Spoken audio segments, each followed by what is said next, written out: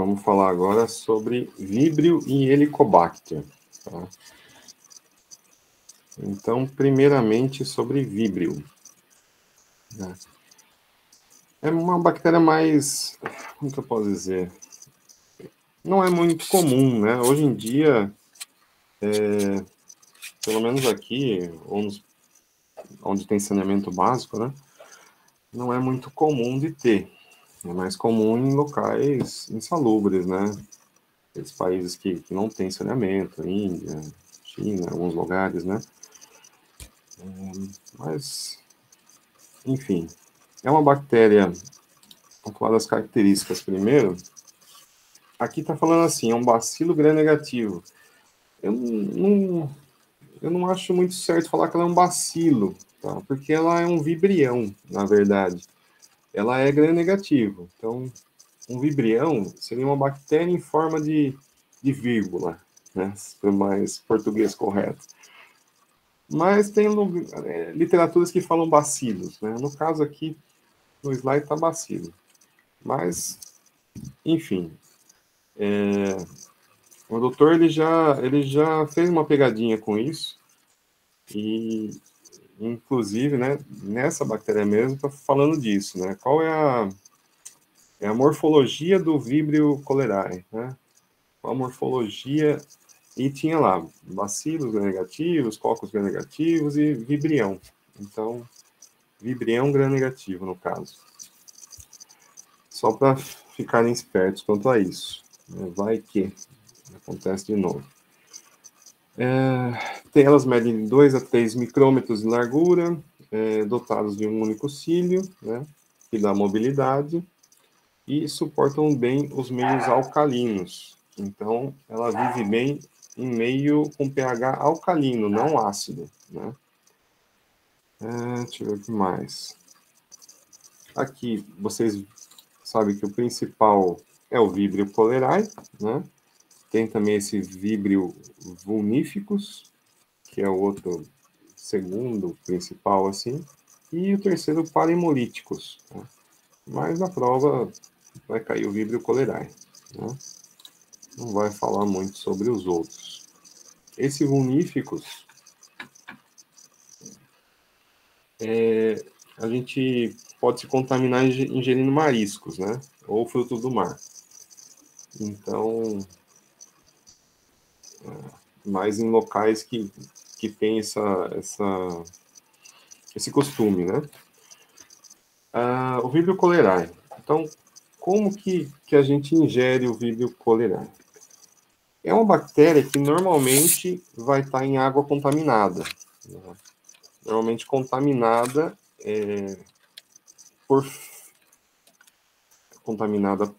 por outras bactérias de fezes de pessoas contaminadas. Né? Então, assim, acontecia muito antigamente, né? Onde não tinha saneamento básico nas cidades, isso falando historicamente, né? Começou lá atrás, tem um médico, né, que descobriu, que chamava Jon Snow, não o Jon Snow do Game of Thrones, né? Outro Jon Snow, esse era médico. Ele que descobriu o quê? Ele reparou ali em Londres que tinha uma torneira e todo mundo que bebia água daquela torneira ficava com diarreia, ficava passando mal, com vômito, né? E acabava morrendo ou acabava contaminando todo mundo que estava ali ao redor daquela torneira pública, né? E aí ele não sabia, né, que era essa bactéria, mas ele sabia que tinha alguma coisa a ver com isso, com a transmissão pela água. Então ele foi o primeiro que levantou essa hipótese de transmitir por água contaminada. E aí eles interditaram aquela torneira e foram vendo que caiu muitos casos, né? Praticamente zerou os casos lá naquela região. E depois veio outros descobridores, né? Acho que Pazini, depois Robert Koch, que acabaram descobrindo mesmo a bactéria em si. Mas começou assim a história do cólera, né? Vamos para o próximo aqui.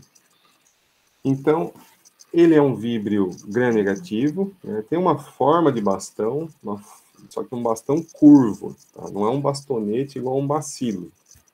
E ele provoca cólera em humanos, né? Aqui, isso não vou aumentar muito profundo para os sorotipos, né? Tem o sorotipo TOR, que é mais comum, mas isso ninguém aprofundiza nesse nível. Vamos falar um pouco da enfermidade, então. Ela é uma enfermidade aguda, né, que causa diarreia. Mas é uma diarreia aquosa, né? É aquela diarreia meio esbranquiçada, né? Um pouco de grânulos. Por isso acaba falando água de arroz, né? Depois dessa, ninguém vai mais comer arroz hoje. Mas é esse tipo de diarreia. E é uma diarreia que não para, né? A pessoa é o dia inteiro com essa diarreia, sei lá, 15, 20, 30 vezes no dia, né? Então, vocês vão ver até que o tratamento para esse tipo de doença, o ideal é tomar 1 litro de água, né? Ou de soro fisiológico, 1 litro por hora, né? Isso vai dar 24 litros no dia para poder hidratar a pessoa que ficou totalmente desidratada, né? Só que isso pode dar outros problemas, né? Como você desidratou muito a pessoa, ela está hipotensa, né? Então, a quantidade de água na corrente sanguínea diminuiu, a quantidade de sangue diminui, essa quantidade de sangue que chega ao coração é menor e vai acabar dando uma hipotensão, né? A pressão abaixa. Quando você dá muito líquido, muito volume assim, você pode causar uma sobrecarga no coração. Então, pode estar em um choque cardíaco. Então, tem que tomar muito cuidado, acompanhar muito bem de perto esse paciente ali na observação no hospital, né? Bom, pode acontecer também infecção ser assintomática, né? Dependendo da quantidade de bactérias que você ingeriu. Então, ingeriu bem pouca quantidade, pode ser assintomática e depois ela é eliminada nas fezes e você nem percebeu que você teve, né, essa bactéria dentro de você. Nem manifestou a doença, né? Mas pode ser grave, né? Como a gente falou, e pode levar à morte. Ainda hoje pode acontecer por causa dessa desidratação mesmo, né? E por esse motivo da pessoa estar hipotensa e você colocar muito volume na pessoa, né? Tanto de soro como de água. Mais. Essa pessoa perde rápido líquidos, e nesse líquido que ela perde, ela também perde eletrólitos, né? Perde sódio, potássio, cálcio, magnésio, que está ali junto na corrente sanguínea, né? Então, ela fica totalmente suscetível a outras infecções também e a outros problemas. Então, é complicado. É complicado porque vocês têm que imaginar uma doença que dá muita diarreia, então a pessoa perde muita água, fica muito apática, né? Fica sem forças, fica hipotensa. Que mais? E desidratada, né?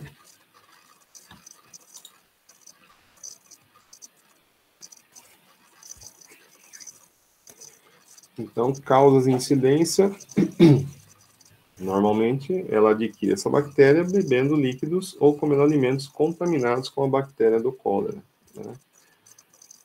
Durante uma epidemia, também pode se contaminar, porque, imagina ali, tá todo mundo, né, acaba a água, acaba os alimentos, aquela loucura que é uma epidemia, né? Ou então numa guerra, por exemplo. Aqui, beber água potável e água de locais inadequados de água potável e água de alcantarilhada, né? Alcantarilhada seria uma água de esgoto, né? Traduzindo mais literalmente. Mas ela também pode viver em rios salubres, né? Pode viver também em locais que a água é boa. Então, assim, não é que ela vive somente em locais de água de esgoto. né? Ela vive também em locais que a água é boa, né? Porém, se a pessoa bebe ali sem filtrar, né, sem ferver essa água, ela pode estar correndo o risco de pegar essa infecção e desenvolver essa doença.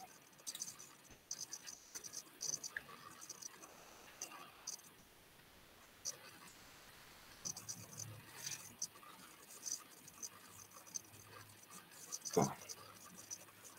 Então, é pouco comum a transmissão do cólera diretamente de uma pessoa a outra. Então, normalmente não transmite por contato. Essa é uma diferença de quase todas as outras doenças, né? Dessa, que vão cair nessa prova.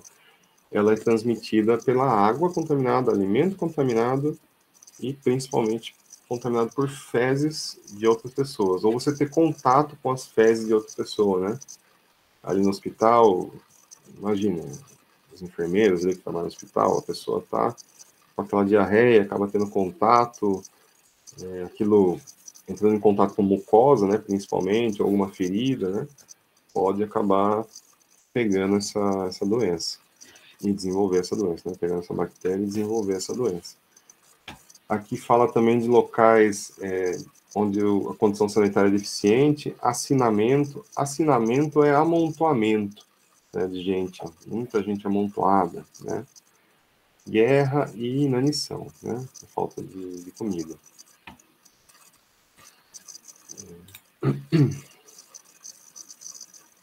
Vamos falar da clínica agora, né? Então, clinicamente, como que a gente pode diagnosticar? Primeiramente, a gente vai medir os signos vitais, né, dos pacientes e vai ver ali que ele está com uma hipotensão, né? Ele vai estar com muita dor abdominal, porque ele vai estar o tempo inteiro evacuando, o tempo inteiro com diarreia, né, que gera muita dor. A pessoa não consegue praticamente comer nada, né? Isso, a diarreia aquosa também, em água de arroz, né? Isso é uma característica muito clara dessa enfermidade, dessa patologia, né? Esses pequenos grânulos, né? Que chama de água de arroz, que são nada mais que a descamação, né, do intestino, pode ser células destruídas ali. Que mais? Tem um odor muito fétido, né? Essa diarreia, e o paciente vai estar desidratado, exausto, né? Vomitando ali. Não vai causar febre, normalmente não vai causar febre também, porque não é a bactéria em si que está causando o problema, e sim a toxina que a bactéria produz que causa o problema, né?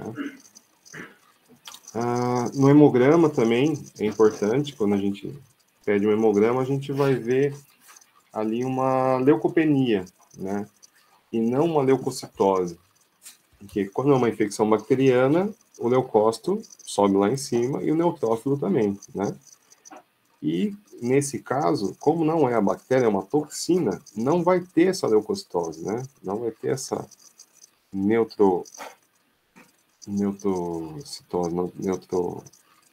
esse aumento de neutrófilo, né? Então, essa é uma característica também que dá para ver no hemograma. Bom, aqui, mais outras características, algumas que a gente já falou, e outras como disfunção sexual, né? A pessoa não tem força para fazer nada, né? Ela está exausta, perde memória, não consegue nem pensar, é o dia inteiro só diarreia, né? Desidratação, as mãos ficam até enrugadas, igual quando a gente fica no banho muito tempo, né? Na piscina muito tempo, fica tudo enrugado a pele, né? Pela desidratação.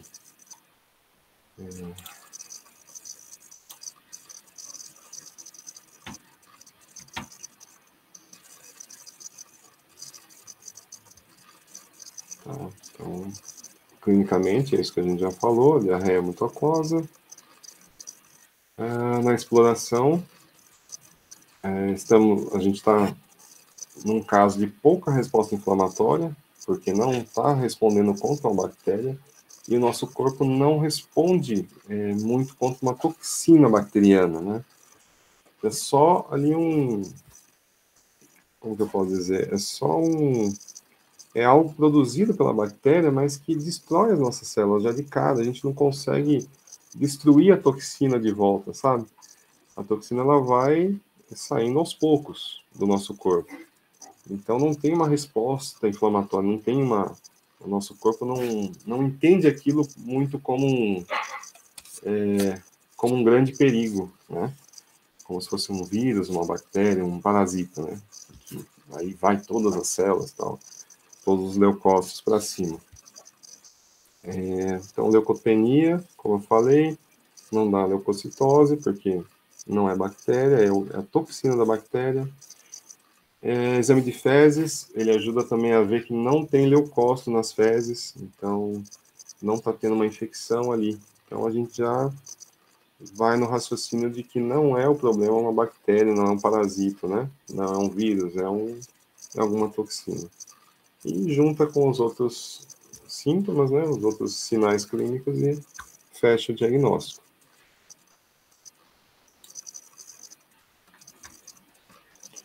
Aqui outras explorações, né? Outras explorações que não tem relevância. Exame direto do víbrio nas fezes, que a gente pode fazer também. Anticorpos contra o antígeno do vibrião. Então, tem anticorpos anti-víbrio cholerae, por exemplo.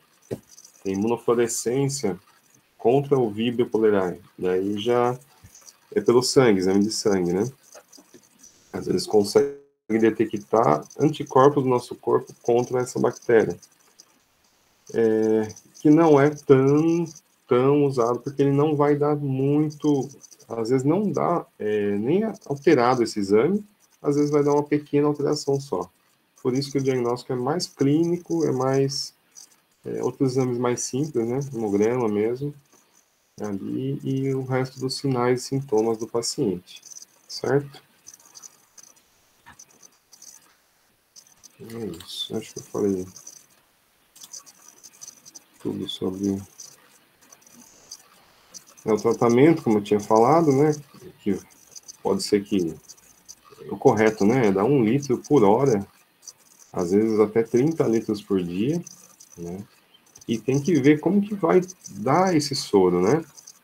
Pode ser oral, gotejando ali na boca, bem pouquinho em pouquinho, né? Ou então endovenoso, né? Mas sempre observando se o paciente está bem, se está apresentando algum problema de pressão ali na hora, né? Por a gente estar colocando muito volume nele, né? E aqui os soros têm que ter os eletrolitos, né? Que o paciente perdeu, com sódio, cloro, potássio e carbonato. Tá? Isso a gente vai analisar bioquimicamente, né? Fazer o exame bioquímico do paciente dessas análises de sódio, cloro, potássio e ver o que ele está precisando ali, uma gasometria, né? Para ver bicarbonato. E o que tiver precisando a gente coloca junto no soro, né?